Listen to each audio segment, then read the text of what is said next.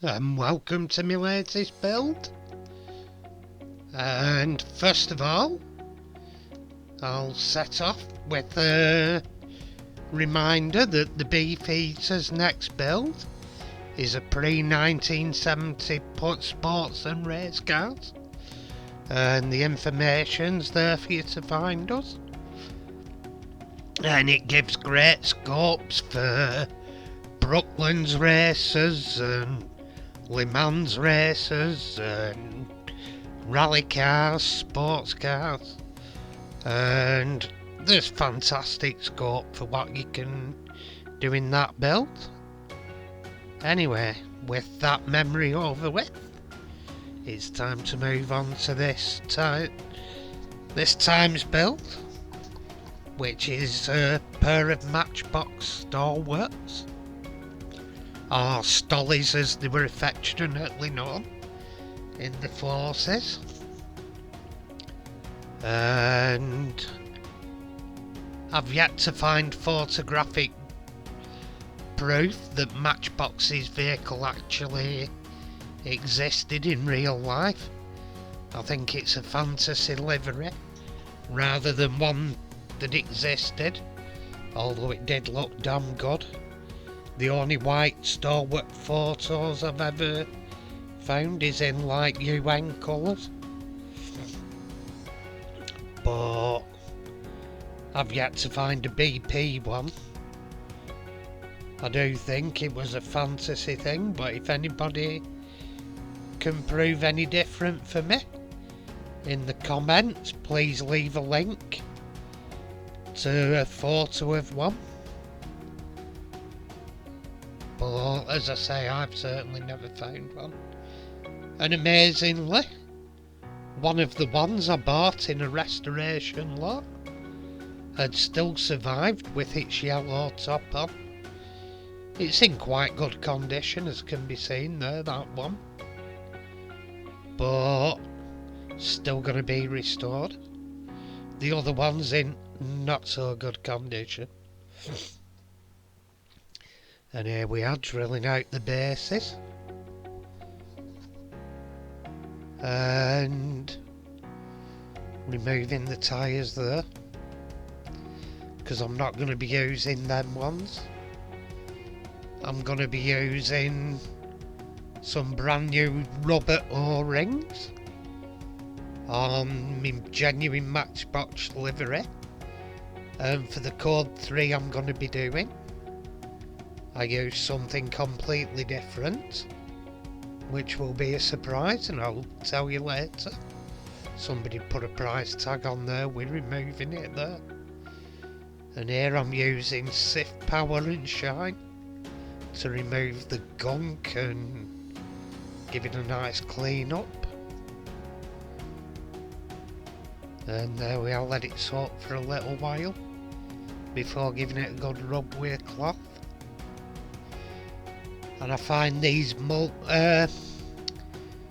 is it, hollow fibre cloths or whatever they're called, to be really good, both at polishing and cleaning. And I think they're called hollow fibre or something, it might just be me.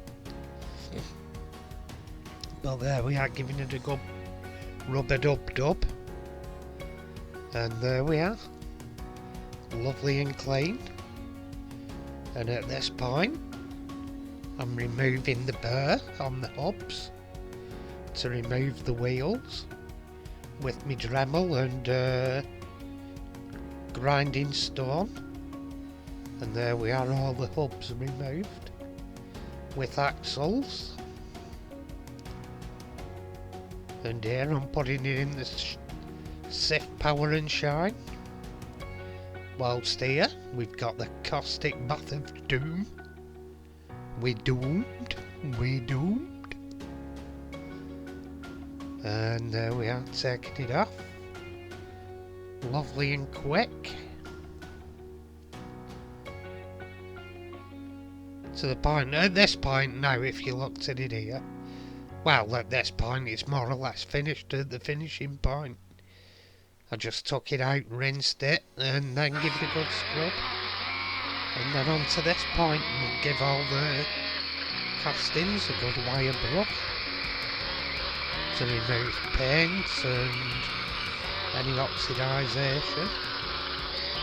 And an interesting thing I found out is it shows during production runs they change details on the castings and alter them. Leslie did it quite a lot, to be honest. If you look into them and look for different ones on eBay, they changed slight things that were unnoticeable, but then they did more noticeable things, like that. One of the decks has planking, the other doesn't. So that were changed during the production run at some point. And here I'm drilling, ready for tapping. And a later point here, I found it a good idea on the next one to slow it down and do a slow motion shot of the swath, which I like watching. It's quite mesmerising really. And here we go. Especially this one bundled up quite a bit, so we get a couple of nice shots of swath. This is one of them. Oh god! But we get a nicer one on the second one. Nicer bundle, there we go. Wolf flicked off. Well, we keep going, see if we get some more. And there we go, the drill. The hole's pretty much done now anyway. As you can see, you've got plenty of depth to drill down to on these Stalwart posts. It's just a matter of being careful. There you go. Another lovely big bundle of swath. And done. And here we move on to the tapping phase. There we go. There we go, second one done.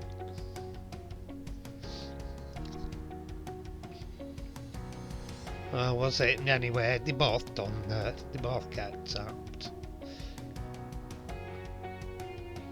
And having a test fit of the screws.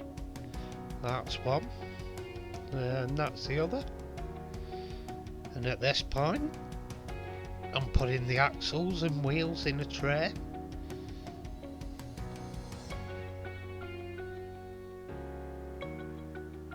And I've took all the wheels off and put them in, giving them a scrub, then giving them another scrub here. It helps to hold it in the pliers. Give them a scrub over both sides. You can do one side, then flip it over, do the other if you've got a pair of needle nose pliers. Then what I did, you can put them into your cloth and put a little more of the Jif or whatever shine, clean and shine on it. Spray it on, then you wash it under a tap and that's the after result. I wash it under a hot tap, give it a good shaking about so they can all clean. And then unwrap it and you sorted the clean. And here I am, giving the window a scrub, just getting the muck off. The Stalwart model's fortunate compared to some, in that the windows are recessed behind smaller gaps, so it's harder to get unbroken.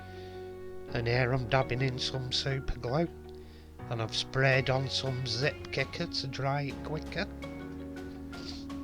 And as we move on to the painting stage, at this point I'm putting some primer on. And here we go in with the white for my white version. And at this point in a minute we should work out where I'm going with my code 3. Soon as a little bit of green hits on. but it's not going to be the Matchbox version. I'm amazed, I've never ever seen it done. Or if they have, I've not found the video on YouTube, but it's there start glaring people in the eyes. But I'm amazed nobody's ever done an army version of one. It does differ to the real army one, in that the British Army one had a splashboard on the nose instead of the headlamps, and the headlamps was mounted underneath the cab. Well, that's the only major difference between the Matchbox model and the British Army one. And here I'm using Marty's arse system, and I've got to admit, Marty's arse takes some beating. It works a treat. And there we are, that's one done. I'm not going through all 6. Although I may do another one to cheer people up. I'm just arsing around really.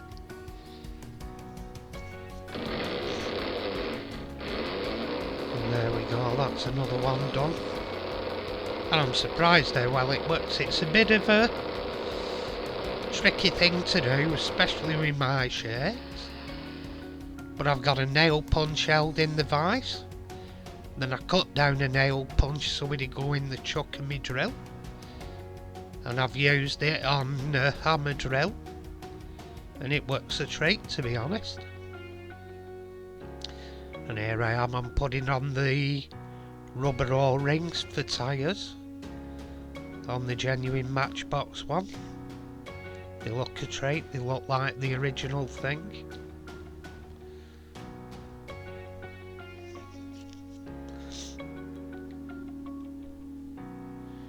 And then we go to the point of assembly, I think, next I did. Yep, I'm just putting in the windows there. Then I put on the base. Focused in first. Then the base comes over and in, I think. Yeah, there we go. And I actually screwed it together.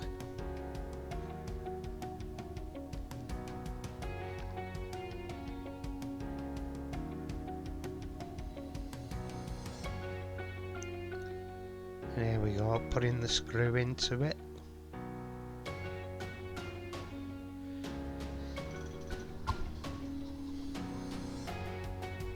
Eventually. This hobby is so tricky when you've downed and done it. I've got another visit to the doctors coming up. And here's my screwdriver. I'm not kidding you, this is one of the best tools I've ever had. Got it off a friend for Christmas. And it's been fantastic for me hobby. Done a treat. And there we are, basically that's the white Stalwart done. Apart from the next stage, which will be decals.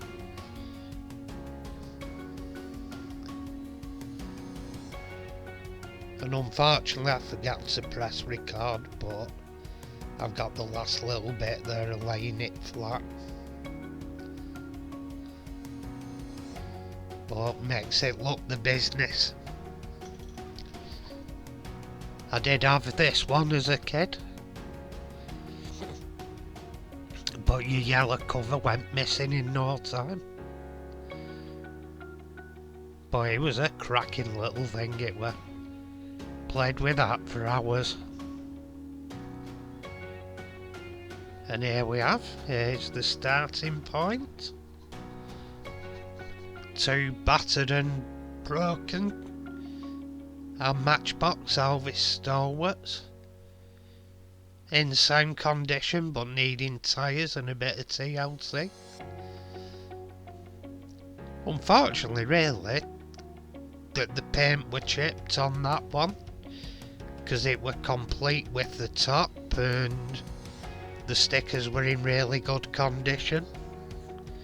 If it had been just a bit better, I'd have just put some tyres on and left it as was. But where do you draw the line? There's enough mint ones around to not worry too much about the right for restoration ones. And anyway, here's where we finished up with the two. One is as original, and the other is something I've fancied doing for years. The British Army Stalwart with the gas plate on the front and the red Alvis Stalwart badge. I remember them well. I never bumped into them during my 2 terms with the forces,